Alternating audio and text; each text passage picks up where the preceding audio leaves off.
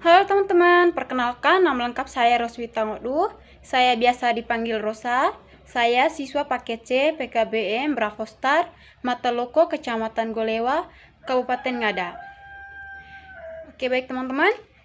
Di sini saya akan menyampaikan sedikit pengetahuan saya tentang unsur-unsur di dalam novel, struktur novel, dan juga ciri bahasa di dalam novel. Unsur-unsur di dalam novel itu ada dua sifat. Yang pertama, unsur intrinsik. Yang kedua, unsur ekstrinsik. Unsur intrinsik itu yang bagaimana? Unsur intrinsik adalah unsur yang mempengaruhi di dalam cerita novel itu sendiri. Yang pertama ada tema. Tema merupakan gagasan atau ide utama di dalam cerita novel. Tema biasanya diambil dari kehidupan sehari-hari. Jadi, ada tema percintaan, tema kekeluargaan, tema persahabatan, tema pendidikan, dan lain sebagainya. Yang kedua, ada tokoh dan penokohan. Tokoh adalah pelaku, sedangkan penokohan adalah watak atau karakter pelaku di dalam cerita. Misalnya, tokohnya Nia, pelakunya, watak atau karakternya memiliki sifat yang baik hati, tidak sombong, dan sedikit keras kepala. Yang ketiga ada alur atau plot. Alur atau plot merupakan urutan jalan cerita di dalam novel itu terjadi. Jadi ada alur maju, alur mundur, dan juga alur campuran. Yang keempat ada latar atau setting. Latar atau setting adalah di mana, kapan, dan bagaimana cerita itu terjadi. Jadi ada latar waktu, tempat, dan suasana. Yang kelima ada sudut pandang atau point of view.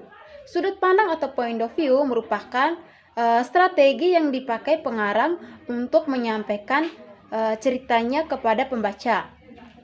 Yang keenam ada gaya bahasa. Gaya bahasa ini sangat penting sebagai pemicu minat baca seseorang. Gaya bahasa ini juga bisa diberi majas. Selanjutnya ada amanat. Amanat adalah pesan yang ingin disampaikan penulis kepada pembaca melalui cerita tersebut. Oke, kita lanjut ke unsur ekstrinsik.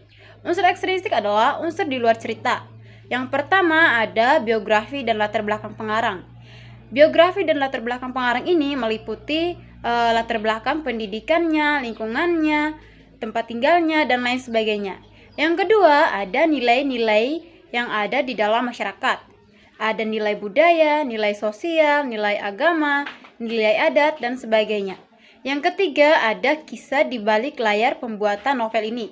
Biasanya berkaitan dengan pengalaman-pengalaman atau harapan dan cita-cita sang pengarang atau penulis novel. Contohnya, pada tahun 1945 otomatis berkaitan dengan Indonesia Merdeka. Sedangkan kalau kalian membuat novel pada tahun ini, maka kejadian apa yang terjadi pada tahun ini itu akan mempengaruhi novel yang kalian buat. Demikian materi dari saya yang mungkin masih banyak sekali kekurangannya, dapat bermanfaat bagi kita semua ya teman-teman. Apabila ada kesalahan kata, saya mohon maaf sebesar-besarnya. Terima kasih.